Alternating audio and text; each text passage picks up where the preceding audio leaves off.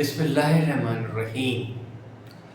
آج ہم بات کریں گے زمین کی تخلیق اور ارضیاتی تاریخ پر، یعنی the creation and geological history of the ارتھ۔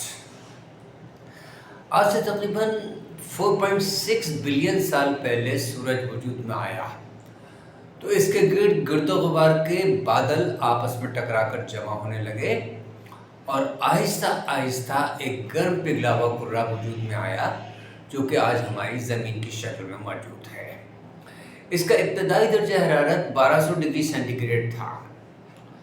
کروڑوں سال بعد ایک بڑا سیارہ زمین سے ٹکرایا جس سے زمین کا کچھ حصہ ٹوٹ کر خلا میں جمع ہو گیا، جس نے بعد میں کروی شکل اختیار کی اور چاند کی صورت میں ظاہر ہوا۔ ابتدا میں زمین کا دن صرف 6 گھنٹے کا تھا اور چاند اس کے بہت قریب اور بڑا محسوس ہوتا تھا۔ زمین کے ٹھنڈا ہونے پر اس کی فضا میں موجود بخارات بھاری ہو گئے اور لاکھوں سال تک زمین پر بارش ہوتی رہی۔ اسی دوران شہاب ثاقب اپنے ساتھ پانی اور نامیاتی اجزاء لائے جو کہ زندگی کے بیج ثابت ہوئے۔ زندگی کا آغاز تقریباً 3.8 ارب سال پہلے ہوا۔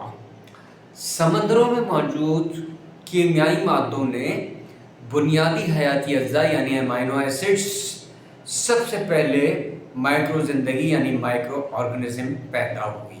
یہ چھوٹے داندار فوٹو سنتھیسس کے ذریعے آکسیجن پیدا کرنے لگے جس سے زمین کی فضا میں سانس لینے کے قابل آکسیجن پیدا ہو گئی۔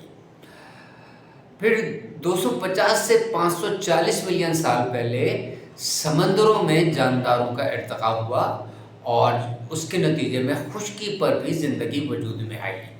66 سے 250 ملین سال پہلے پرندے، پھولدار پودے اور ڈائناسور وجود میں آئے، لیکن پھر ایک بڑے شہاب ثاقب کے ٹکراؤ کے سبب ڈائناسورز ختم ہو گئے۔